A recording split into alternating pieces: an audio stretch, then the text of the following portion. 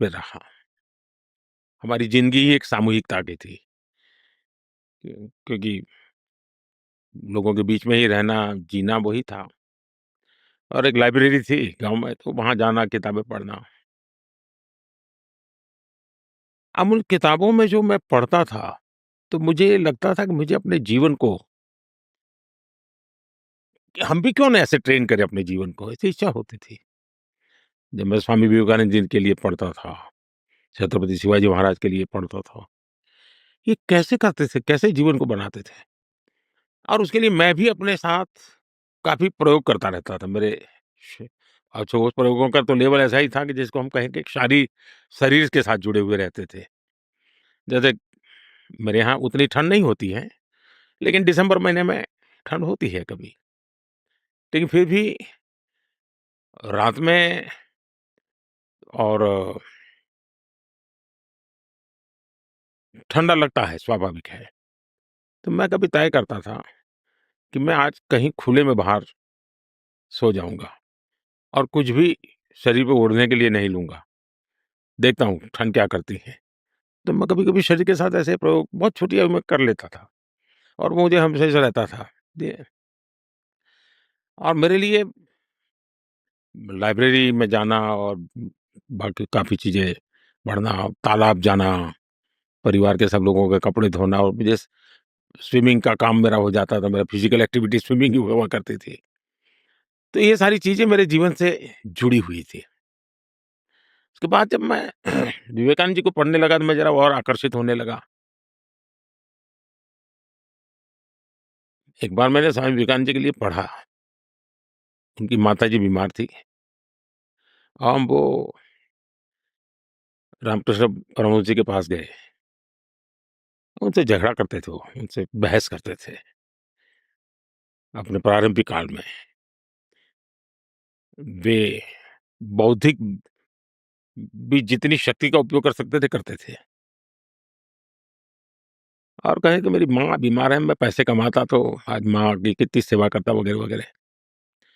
तो रामकृष्ण देव ने कहा, "भाई मेरा सब सर क्यों खा रहे हो तुम? जाओ ये माँ काली के पास जाओ, माँ काली है, उससे माँगो तुझे जो चाहिए हो।"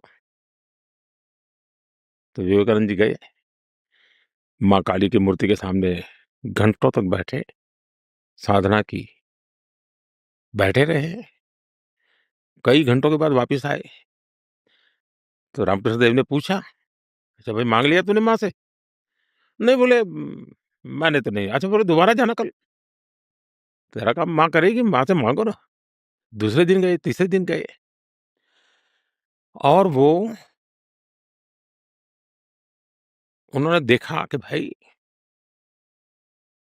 मैं क्यों कुछ माँग नहीं सकता था।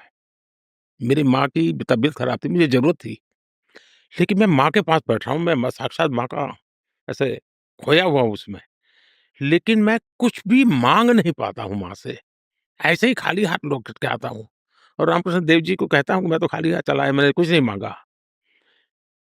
देवी के पास जाना और कुछ माँग न पाना, उस एक बात ने उनके मन के अंदर एक ज्योति जला दी, एक स्पार्किंग था उनके जीवन में और उसी में से देने का भाव, मैं समझता हूँ कि शायद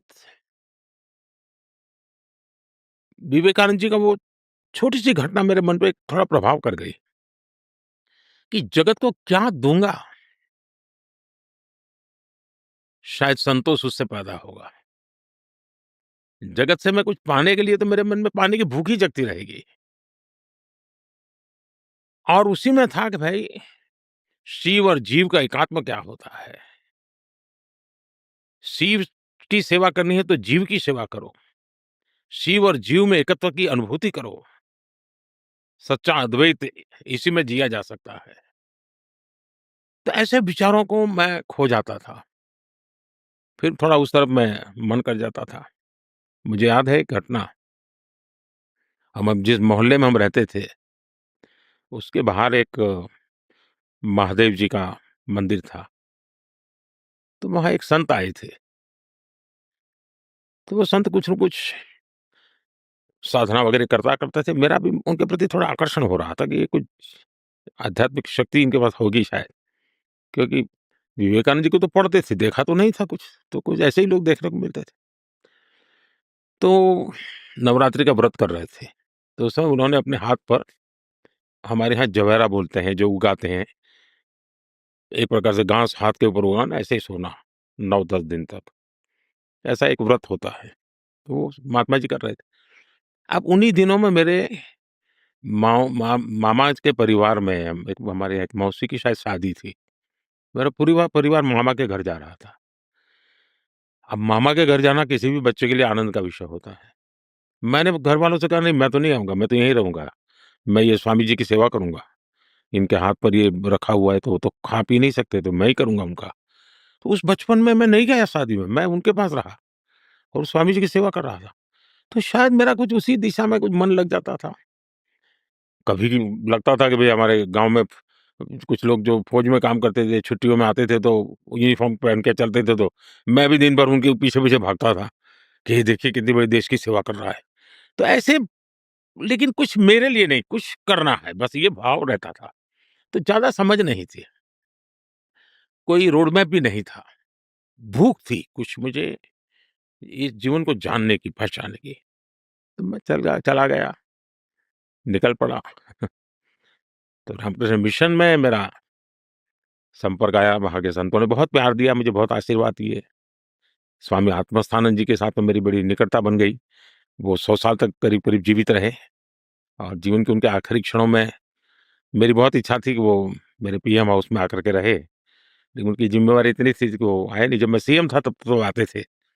मुझे बहुत उनका आशीर्वाद मिलता था। लेकिन उन्होंने मुझे गाइड किया कि भाई तुम क्यों यहाँ अपना आए हो? तुम्हें जो करना है कुछ और काम है। तुम खुद के भलाई के लिए तुम्हारी प्रायोरिटी है कि समाज की भलाई के लिए है? विवेकानंद जी ने तो जो भी कहा है वो समाज की भलाई के लिए है। तुम तो सेवा के लिए बने हो। तो मैं एक प्रकार से वहाँ थोड़ा निराश भी हुआ, कोई उपदेश ही सुनने को मिला, मदद तो मिली नहीं। फिर मैं अपने रास्ते पर चलता रहा, कई जगह पे हिमालयन लाइफ में रहा, बहुत कुछ अनुभव किया, देखा, बहुत सारे जीवन के अनुभव रहे, कई लोगों से मिलना हुआ, बड़े-बड़े तपस्वी लोगों से मिलने का मौका मिला। लेकिन मन स्थिर नहीं था मेरा।